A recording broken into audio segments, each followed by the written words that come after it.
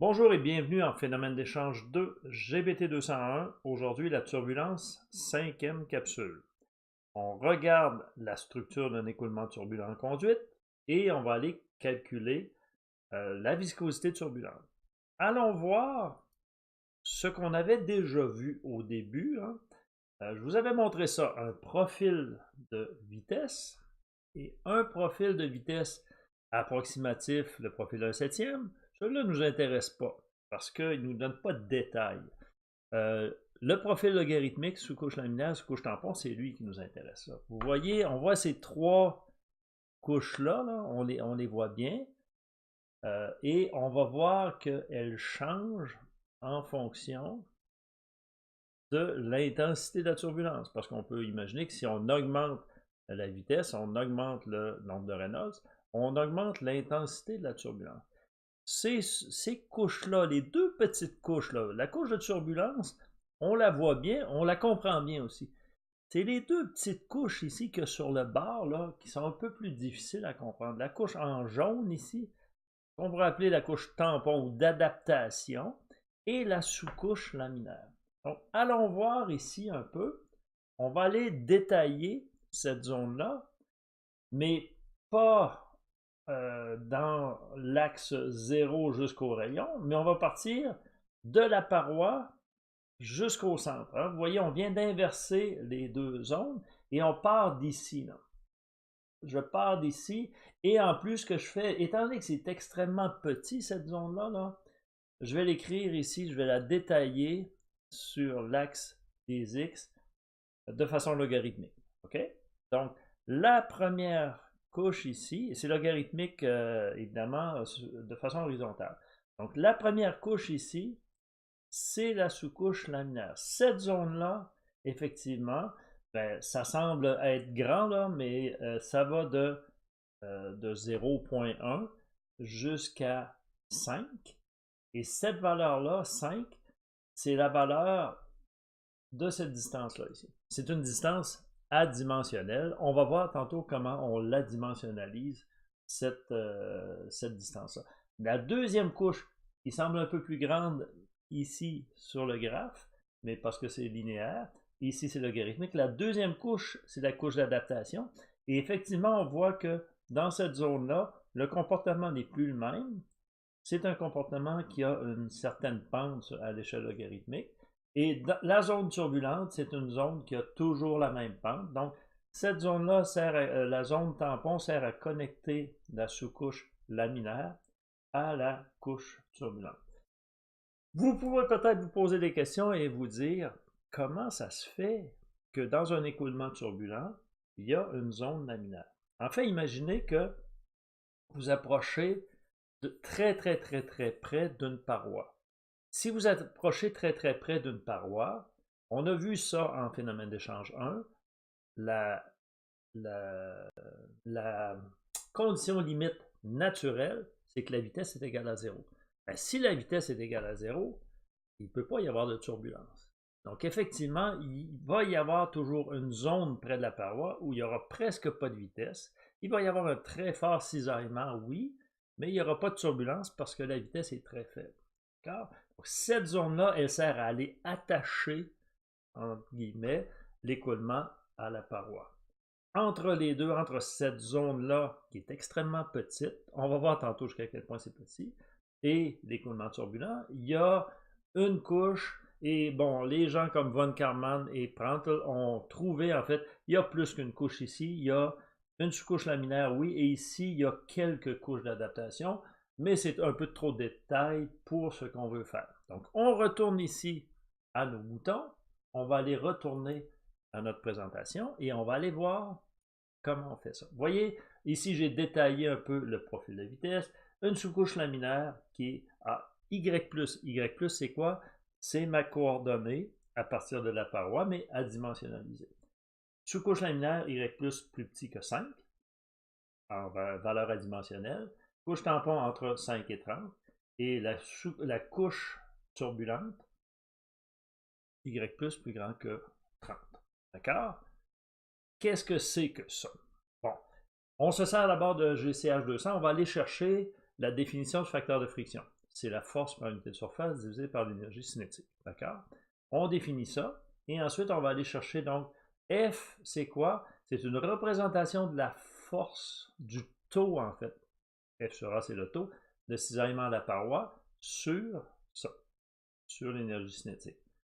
En fait, vu qu'on va partir en Y, hein, Y, ça ne sera pas R qu'on va utiliser, mais Y, la distance à la paroi, on va appeler ça taux 0. 0 étant la distance à partir de la paroi. Et en faisant ça, on va aller isoler taux 0 sur ρ. Et, chose assez surprenante, taux 0 sur ρ, ça va avoir les unités de vitesse au carré. Pourquoi je fais ça? Parce que je veux aller me chercher une valeur pour adimensionnaliser mon profil de vitesse. Et je ne veux pas la dimensionnaliser à partir de la vitesse maximale, parce que la vitesse maximale, c'est très loin de notre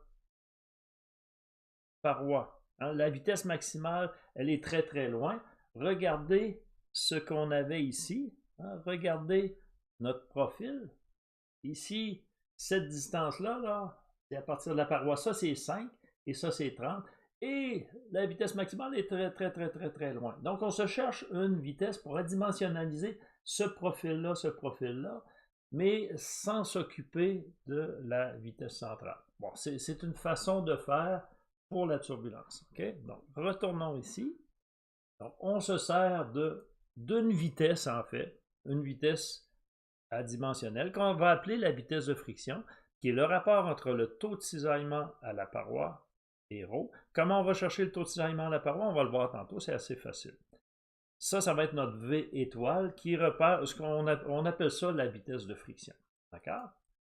Et donc, notre profil de vitesse adimensionnelle à partir dans les 3 couches va être ce qu'on va appeler V+, qui va être la vitesse réelle en mètres par seconde, divisée par cette vitesse de friction-là.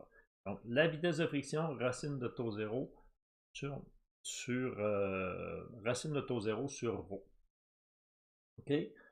De la même façon, donc, on a une vitesse adimensionnelle, mais on veut une distance adimensionnelle. Comme dans un écoulement laminaire, la distance adimensionnelle, c'était petit r sur grand R.